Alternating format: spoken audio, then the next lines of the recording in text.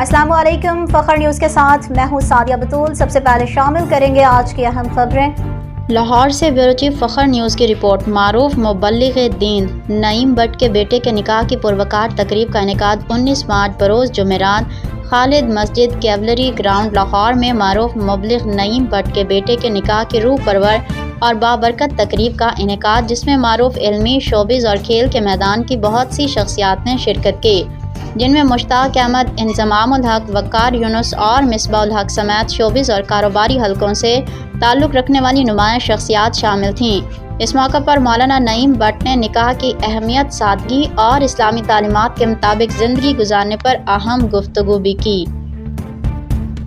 मज़ीद खबरों और अपडेट्स के लिए देखते रहिए फ़ख्र न्यूज़ HD।